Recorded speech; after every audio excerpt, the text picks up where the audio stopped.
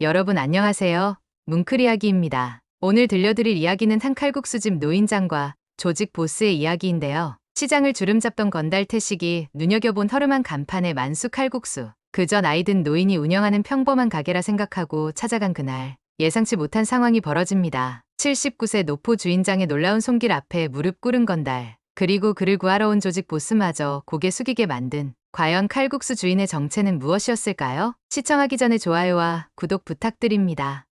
광장시장의 아침은 늘 분주하게 시작됩니다. 일제강점기부터 100년이 넘는 세월을 버텨온 이곳에는 시간이 켜켜이 쌓여 있죠. 노포들이 줄지어 늘어선 골목은 그 자체로 서울의 역사를 말해줍니다. 그 좁은 골목길 어귀, 허름한 간판 하나가 여느 때처럼 조용히 걸려 있어요. 만수 칼국수. 시간이 멈춘 듯한 이곳의 주인 조만수는 벌써 40년째 같은 자리를 지키고 있습니다. 79세의 나이가 무색하게, 만수의 손길은 여전히 정확하고 힘이 있어요. 국물은 새벽부터 끓이고 반죽은 손으로 직접 밀어내는 게 만수의 변함없는 일과입니다. 하루의 시작과 끝을 오직 국물 온도와 면발 두께로만 가늠하는 사람. 말수가 적은 만수는 손님들에게도 시장 사람들에게도 그저 묵묵한 노인네로만 알려져 있죠. 인사를 건네도 고개만 살짝 끄덕일 뿐 불필요한 말은 일절하지 않아요. 그래서인지 가게 안은 항상 고요합니다. 면을 삶는 물소리와 국물이 끓는 소리만이 공간을 채우고 있죠. 하지만 요즘 시장 전체에는 묘한 긴장감이 감돌고 있습니다. 건달 무리들이 틈만 나면 상인들을 괴롭히기 시작했거든요. 자릿세를 걷는다는 명목 아래 상인들의 약점을 잡아 돈을 뜯어가는 일이 잦아졌어요. 작은 시장 노점에서부터 오래된 식당까지 그들의 소나기에서 벗어난 곳은 없습니다. 그 무리의 선봉에 선 건 태식이라는 30대 초반의 젊은 건달이었죠. 날카로운 눈매와 핏기 도는 입술로 늘 위협적인 모습을 풍기는 사람입니다. 사실 조직 내에서는 그저 말단에 불과한 존재였어요. 허세와 과시욕만 가득한 청년이었죠. 하지만 힘없는 상인들에게 태식은 그 자체로 공포의 대상이었습니다. 태식의 협박에 가게 문을 닫은 상인도 여럿이었어요. 평생 모은 돈을 헌납하듯 내놓고 시장을 떠난 사람들의 빈자리가 하나둘 늘어갔습니다. 하지만 그 모든 소란 속에서도 조만수만은 달랐어요. 매일 같은 시간에 문을 열고 묵묵히 칼국수를 말아내는 일상을 이어갔죠. 마치 세상과 단절된 듯한 고요함이 그의 가게만큼은 여전했습니다. 조만수의 가게 앞을 지나는 태식의 눈빛이 날카로워졌어요. 그간 시장 곳곳을 휘어잡았지만 유독 이 조용한 칼국수집만은 손을 대지 못했죠. 그것이 태식의 자존심을 건드리고 있었습니다. 저 늙은이 뭐가 저렇게 당당한 거야? 태식의 머릿속에는 이미 조만수의 가게를 찾아갈 계획이 서고 있었어요. 시장의 완전한 장악을 위해 반드시 넘어야 할 마지막 산이었죠. 한편 조만수는 창밖으로 스쳐 지나가는 태식의 그림자를 무심히 바라보고 있었습니다. 그의 눈에는 어떤 두려움도 경계심도 보이지 않았어요. 다만 국물을 저으며 한숨처럼 내뱉은 말 한마디. 곧 비가 오겠구나. 오랜 세월을 견뎌온 사람만이 가질 수 있는 담담함이 그의 목소리에 묻어 있었습니다. 이른 아침 만수는 여느 때와 다름없이 가게 문을 열었습니다. 밀가루 반죽을 두드리는 소리가 고요한 시장 골목에 울려 퍼졌어요. 그의 굵은 손등에는 세월의 흔적이 깊게 새겨져 있었죠.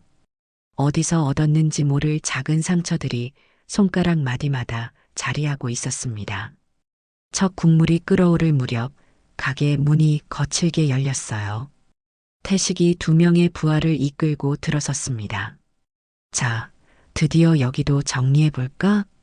태식의 목소리에는 승리를 예감한 기쁨이 묻어 있었어요. 하지만 조만수는 고개도 들지 않고 면을 삶는 일에만 집중했습니다. 태식은 카운터에 걸터 앉아 도발적인 말을 이어갔어요. 이 정도로 장사 잘 되는데 자릿세 좀 내셔야죠? 주변 상인들이 몇백만 원씩 내는데 여기만 예외일 순 없다는 논리였습니다.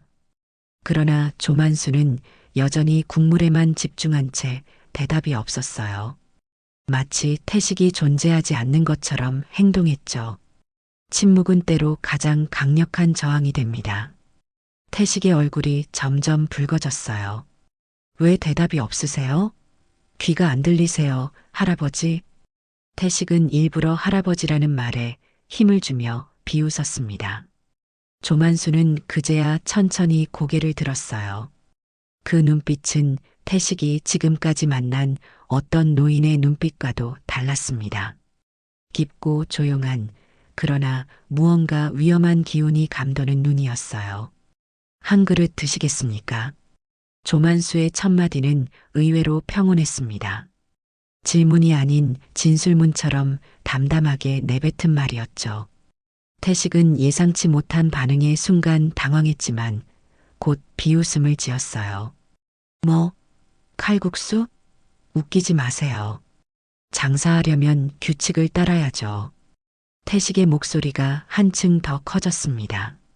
조만수는 아랑곳하지 않고 그릇에 국물을 담아 내려놓았어요. 김이 모락모락 피어오르는 칼국수 한 그릇. 태식의 분노가 정점에 달했습니다. 이거 장난하시는 거예요?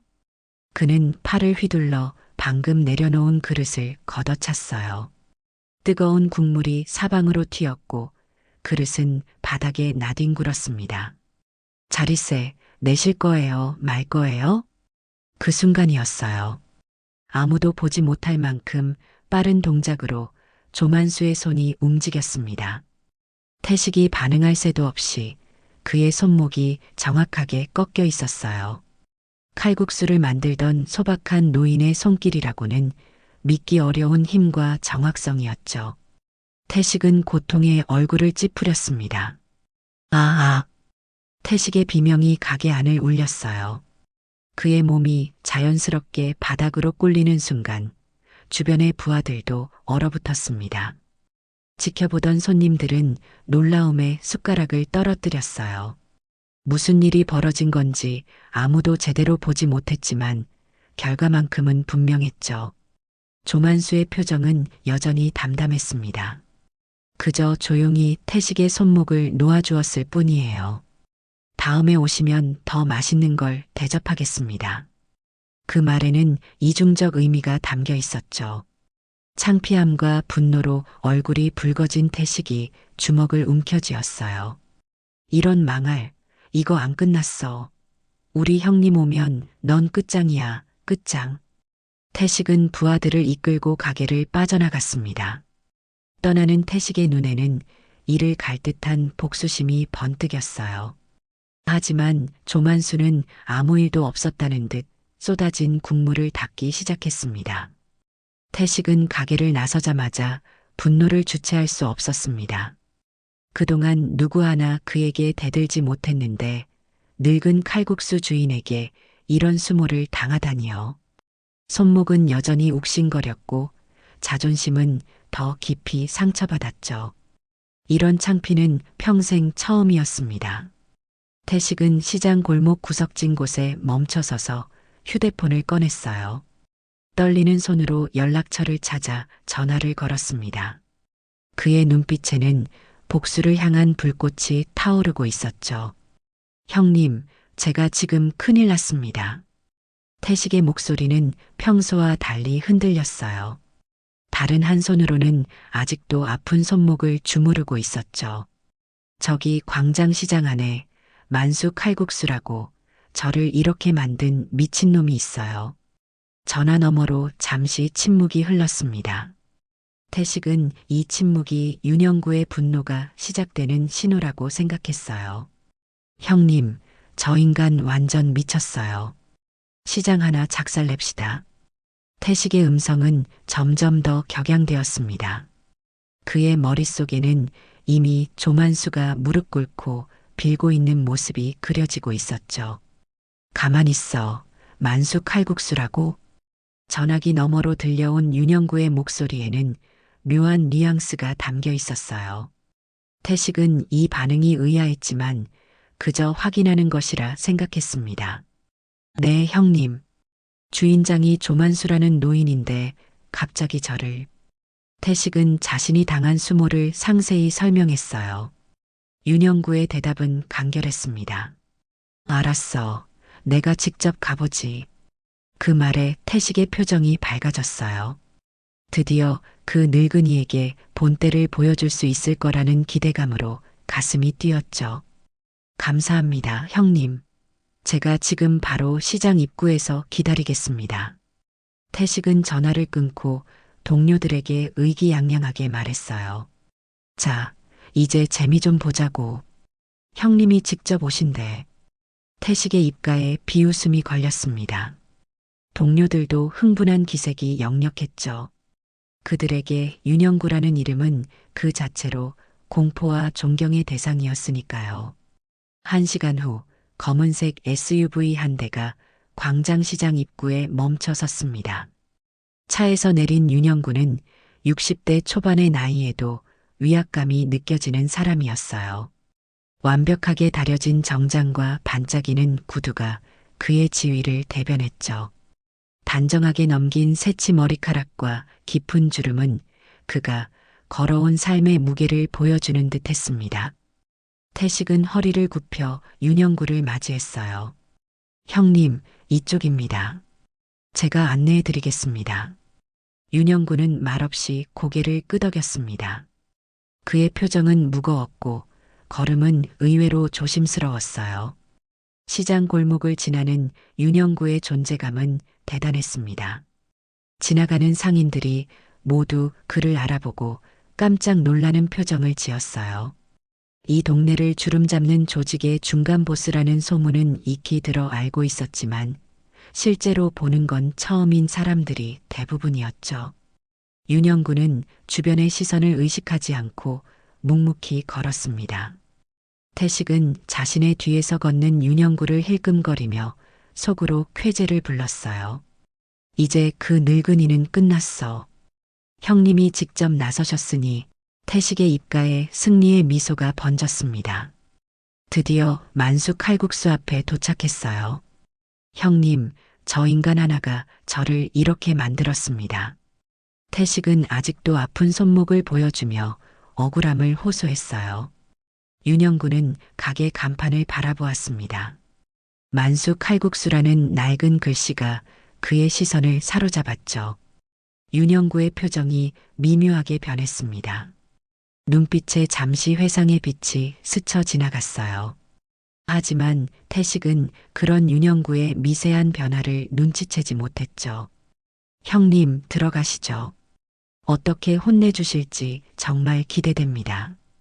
태식의 목소리에는 흥분이 가득했습니다. 윤영구는 깊은 숨을 들이마시고 가게 문을 열었어요.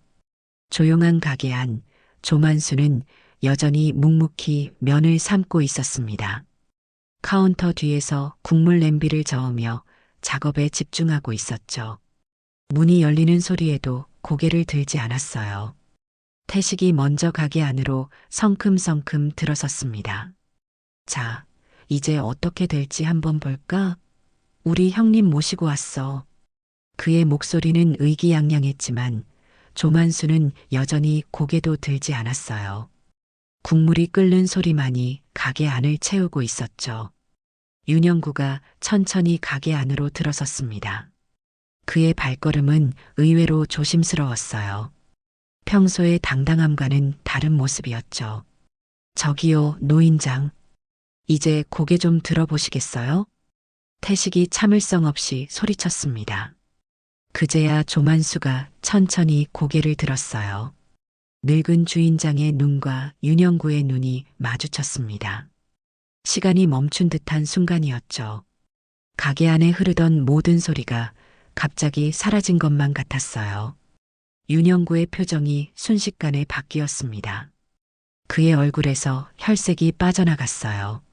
마치 유령을 본 사람처럼 굳어버렸죠. 형님, 윤영구의 목소리가 떨렸습니다. 태식은 그 모습을 보고 당황했어요. 자신이 공포의 대상으로 여기던 윤영구가 한 노인 앞에서 이렇게 변할 거라고는 상상도 못했으니까요. 네, 형님? 뭐라고 하신 거예요?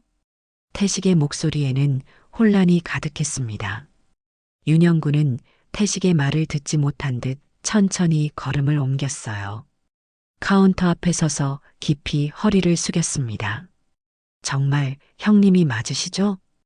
윤영구의 목소리에는 믿기지 않는다는 듯한 감정이 묻어났어요. 조만수는 잠시 윤영구를 바라보다가 작게 미소 지었습니다. 오랜만이구나, 형구야.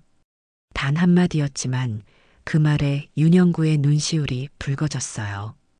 긴 세월이 흘렀지만 그 목소리는 변하지 않았죠. 태식은 입을 벌린 채 두 사람을 번갈아 쳐다보았습니다. 뭐야? 형님, 이게 무슨... 태식의 질문에 윤영구는 고개를 돌렸어요. 그의 얼굴에는 복잡한 감정이 서려 있었죠. 태식아, 너 지금 큰일 벌였다. 윤영구의 목소리는 무겁고 진지했습니다.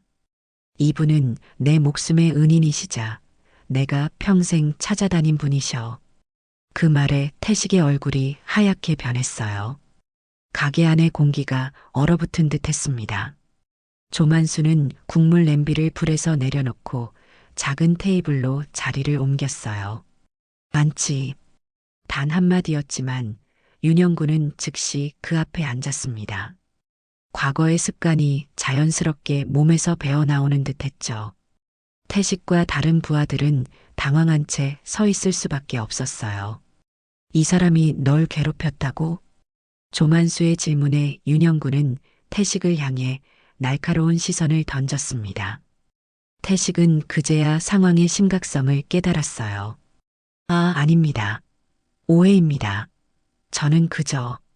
태식의 말은 더듬거림으로 가득했습니다.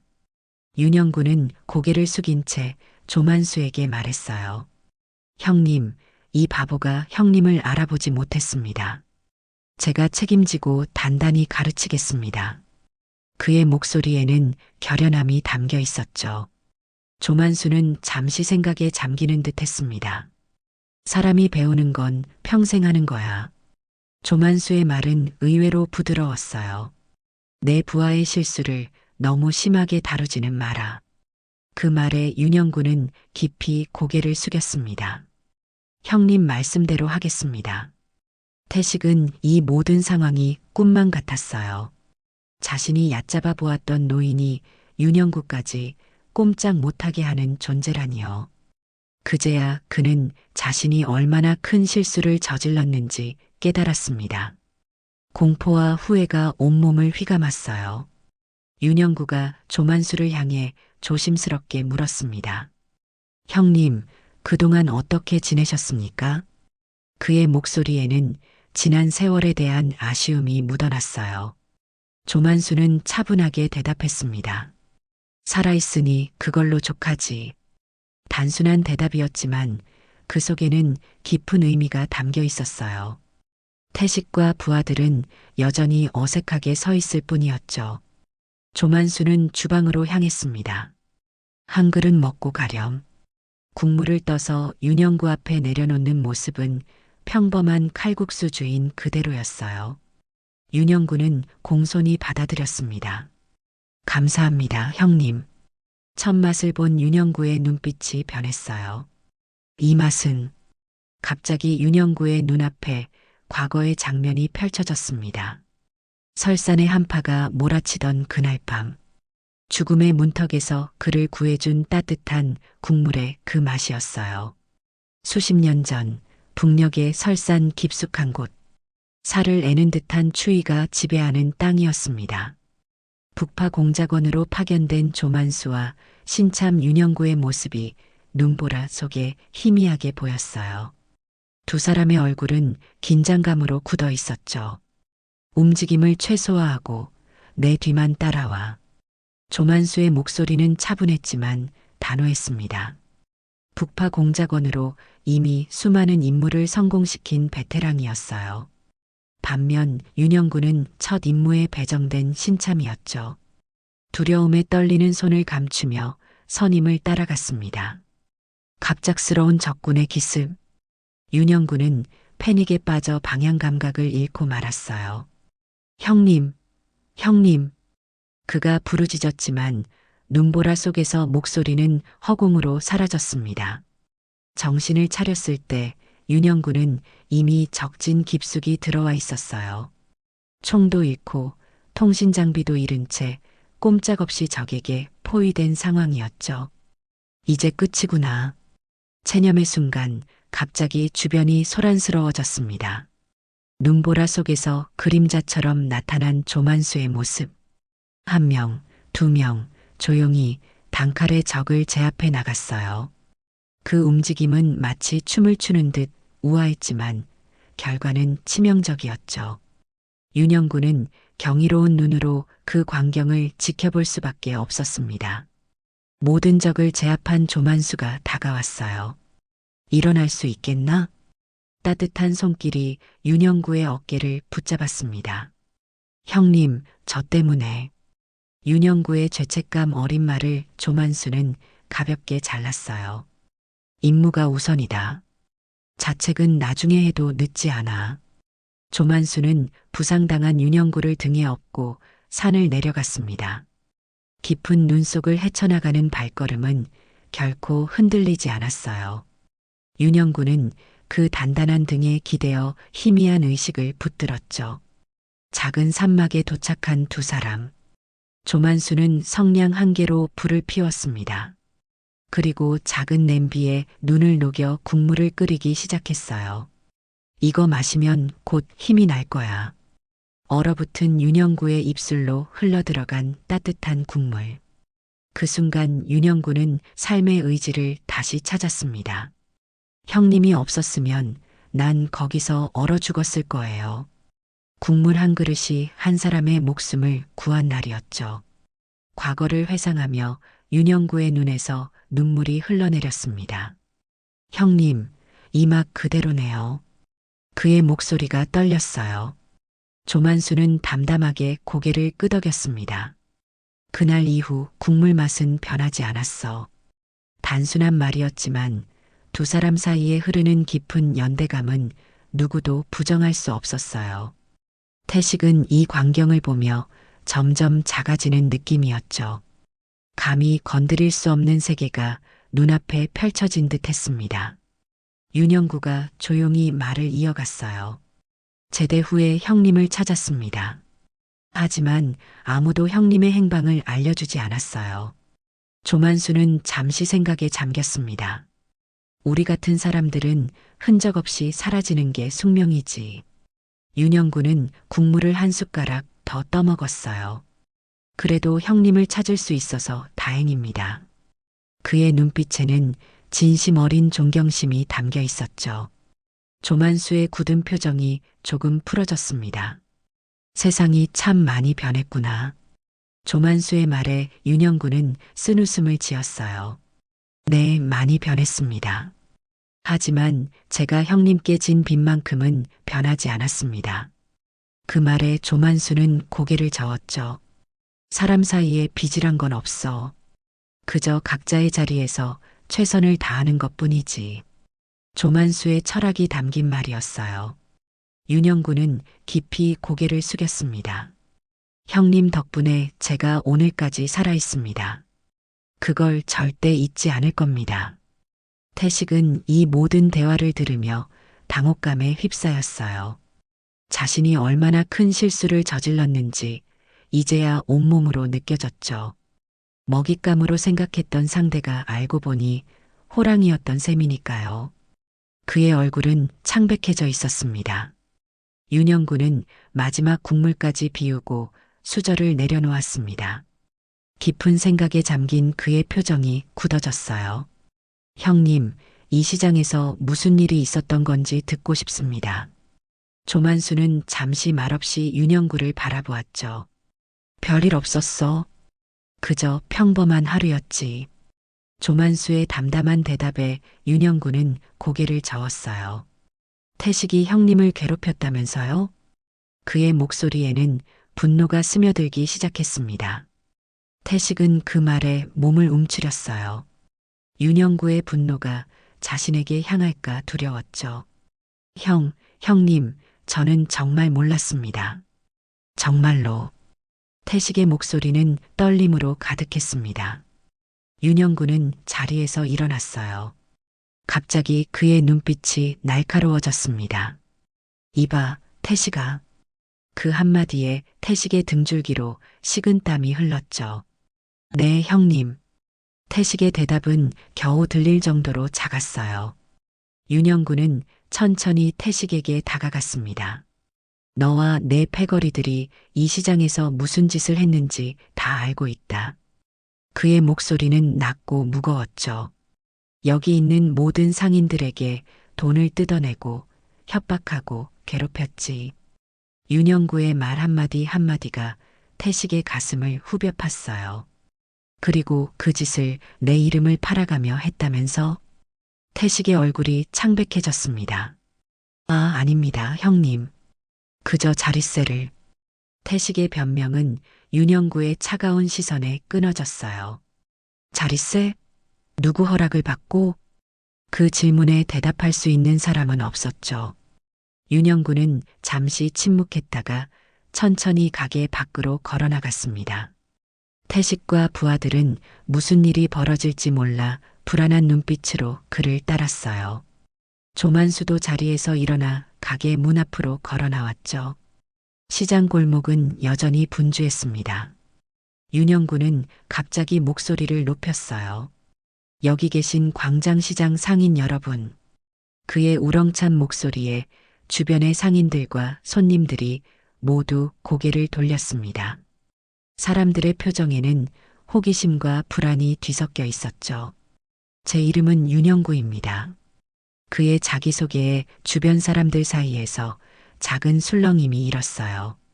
대부분의 상인들은 그 이름을 들어본 적이 있었죠. 이 지역에서 꽤 영향력 있는 인물이라는 것을 모두 알고 있었습니다.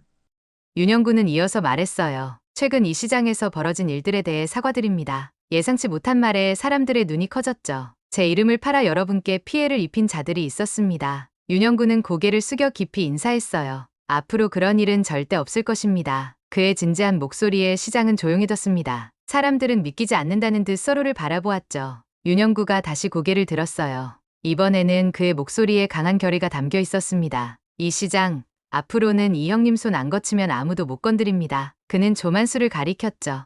누구든 사고 치면 나부터 손댑니다. 윤영구의 선언에 시장 전체가 숨을 죽였어요. 아무도 감히 말을 꺼내지 못했죠. 태식의 얼굴은 이미 창백함을 넘어 핏기가 완전히 사라진 상태였습니다. 태식, 이리 와봐. 윤영구의 부름에 태식은 떨리는 다리로 앞으로 나섰어요. 이 자가 그동안 여러분을 괴롭힌 장본인입니다. 윤영구의 말에 상인들의 시선이 태식에게 꽂혔죠. 지금부터 태식이가 직접 사과하고 다닐 겁니다. 윤영구는 태식의 어깨를 강하게 내리쳤어요. 모든 자릿세 한 푼도 빠짐없이 돌려줄 거고. 태식은 말없이 고개를 끄덕였습니다. 그리고 윤영구는 조만수를 바라보았어요. 이분은 특별한 분이십니다. 앞으로 누구든 이분을 불편하게 하는 사람이 있다면 말을 끝맺지 않았지만 그 의미는 모두가 알아들었죠. 상인들의 눈빛이 달라지기 시작했습니다. 두려움과 불안으로 가득 찼던 표정이 조금씩 편안해졌어요. 마치 오랜 폭풍이 지나가고 맑은 하늘이 드러나는 것 같았죠. 일부 상인들은 조만수를 새삼스럽게 바라보기 시작했습니다. 조만수는 이 모든 상황을 담담하게 지켜보고 있었어요. 그의 표정에는 특별한 감정의 변화가 없었죠. 마치 오래전부터 이 순간을 예견했던 것처럼 그저 자연스러운 일의 흐름으로 받아들이는 듯했습니다. 그는 천천히 가게 안으로 돌아갔어요. 윤영구는 조만수의 뒤를 따랐습니다. 형님, 이게 제가 할 수 있는 최소한의 도리입니다. 그의 말에 조만수는 가볍게 고개를 끄덕였어요. 그저 평화롭게 장사만 하고 싶을 뿐이야. 윤영구는 깊이 고개를 숙였습니다. 앞으로 그 누구도 형님을 방해하지 못하게 하겠습니다. 그의 다짐에는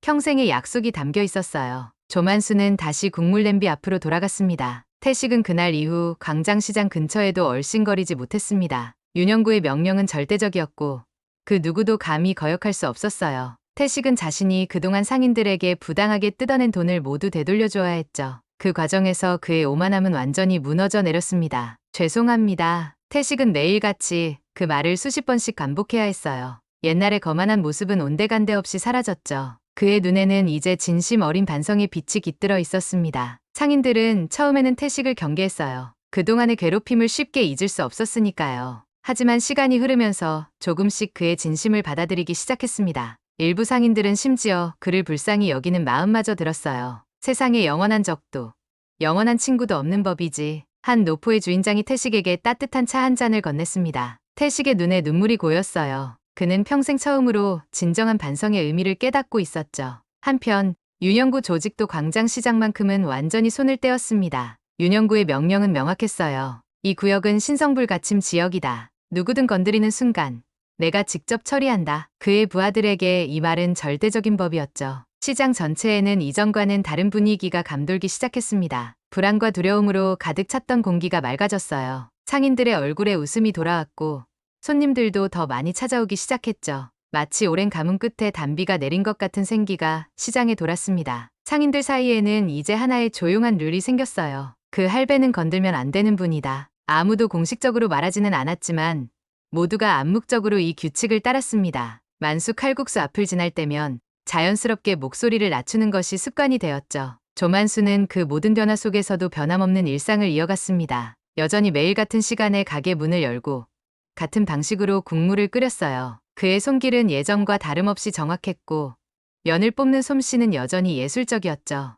유일한 차이가 있다면 가끔 그의 입가에 미소가 스치는 순간이 늘었다는 것뿐이었습니다. 윤영구는 일주일에 한 번씩 조만수의 가게를 찾았어요. 항상 혼자서 조용히 문을 열고 들어와 구석자리에 앉았죠. 조만수가 내오는 칼국수 한 그릇을 정성껏 먹은 후 깊은 인사를 하고 떠나는 것이 그의 의례가 되었습니다. 두 사람 사이에 많은 대화는 오가지 않았어요. 형님, 건강은 어떠십니까? 윤영구의 질문에 조만수는 주로 짧게 대답했습니다. 나이대로 살아가고 있지. 그 짧은 대화만으로도 두 사람 사이의 깊은 유대감은 충분히 전해졌어요. 시간이 흐르면서 광장시장 사람들은 조만수에 대한 호기심을 갖기 시작했습니다. 그가 어떤 사람이기에 윤영구 같은 인물이 그토록 존경심을 표하는지 궁금해했어요. 하지만 아무도 감히 직접 물어볼 용기는 없었죠. 그저 상상의 나래를 펼칠 뿐이었습니다. 내 생각에 그분은 옛날에 대단한 분이셨을 거야. 아마 군대에서 윤영구를 구해주신 분 아닐까? 아니야, 더 대단한 일이 있었을 거야.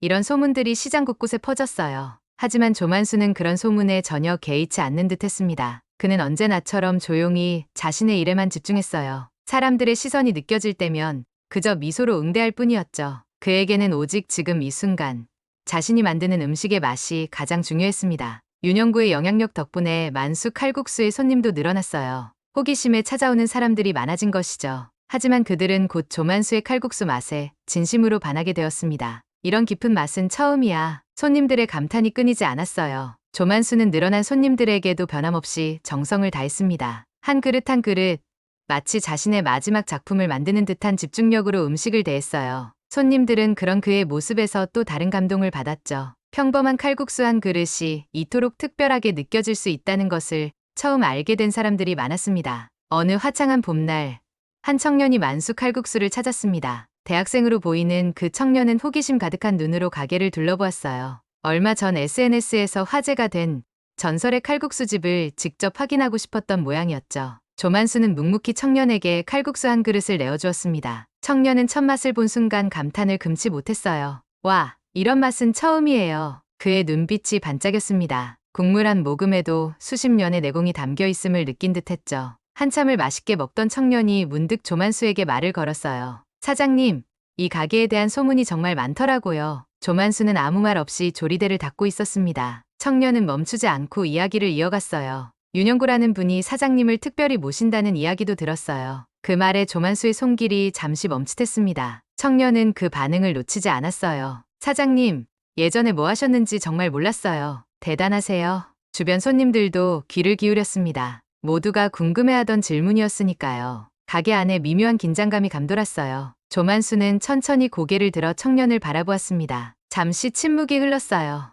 조만수의 깊은 주름진 얼굴에 미소가 번졌습니다. 처음으로 그가 자신의 이야기를 꺼내려는 듯했죠. 모두의 시선이 그에게 집중되었습니다. 조만수는 국물을 한 바퀴 저으며 짧게 말했어요. 그땐 목숨 걸고 살았고 지금은 국물 걸고 산다. 단순한 한 문장이었지만 그 속에 담긴 인생의 무게는 결코 가볍지 않았습니다. 청년의 눈이 커졌어요. 목숨을 걸고 사셨다고요? 호기심 가득한 청년의 질문에 조만수는 다시 미소를 지었습니다. 젊은이, 인생은 길어. 지금 이 순간이 가장 소중한 거야. 그는 다시 국물을 저었어요. 청년은 그 말의 의미를 곰곰이 생각하며 마지막 국물까지 비웠습니다. 계산을 마치고 나가는 길에 그는 문득 뒤를 돌아보았어요. 조만수는 여전히 같은 자리에서 묵묵히 국물을 저으며 서 있었죠. 그 모습이 청년의 마음에 깊은 인상으로 남았습니다. 시간은 계속 흘러갔습니다. 광장시장의 풍경도 조금씩 변했어요. 오래된 가게들이 문을 닫고 새로운 가게들이 들어섰죠. 하지만 만수 칼국수만큼은 변함없이 그 자리를 지키고 있었습니다. 조만수의 머리카락은 이제 완전히 하얗게 변했어요. 그의 움직임도 예전보다는 느려졌죠. 하지만 국물을 끓이는 손길만큼은 여전히 정확했습니다. 80대 중반의 나이에도 그의 열정은 식지 않았어요. 윤영구도 이제는 예전보다 자주 찾아오지 못했습니다. 나이가 들면서 그도 여러 건강 문제로 몸이 불편해졌거든요. 하지만 그가 올 때마다 조만수는 항상 특별한 한 그릇을 준비해 두었습니다. 그것은 단순한 음식이 아닌 두 사람의 인연을 상징하는 것이었어요. 시장 사람들에게 조만수는 이제 전설이 되었습니다. 과거의 실체는 여전히 베일에 쌓여 있었지만 그의 현재 모습만으로도 충분히 존경받는 인물이었어요. 한 평생을 자신의 자리에서 묵묵히 최선을 다한 사람. 그것만으로도 그는 많은 이들에게 귀감이 되었죠. 젊은이들도 이제 만수 칼국수를 찾아 긴 줄을 섰습니다. SNS에서 화제가 된 전설의 맛집이라는 타이틀보다 그곳에서 느낄 수 있는 진정성에 이끌려왔어요. 맛도 중요했지만 조만수가 품고 있는 삶의 깊이를 느끼고 싶어하는 마음이 더 컸죠. 이 맛은 인생의 맛이야 라는 말이 입소문을 타고 퍼졌습니다. 어느 날 조만수는 문득 자신의 삶을 돌아보았어요. 북파 공작원으로 목숨을 걸었던 격동의 시기부터 이렇게 평범한 칼국수집 주인으로 살아온 세월까지 그 모든 시간이 하나의 선으로 이어져 있다는 사실이 새삼 놀라웠습니다. 결국 자신이 찾은 평화는 이렇게 소박한 일상 속에 있었던 거죠. 조만수는 국물을 저으며 작게 미소 지었어요. 결국 사람은 돌아갈 자리가 필요한 거야. 그 말은 자신에게 건네는 조용한 위로였습니다. 한 그릇의 국물에 담긴 인생의 맛. 그것이 조만수가 평생 찾아온 진정한 의미였는지도 모릅니다.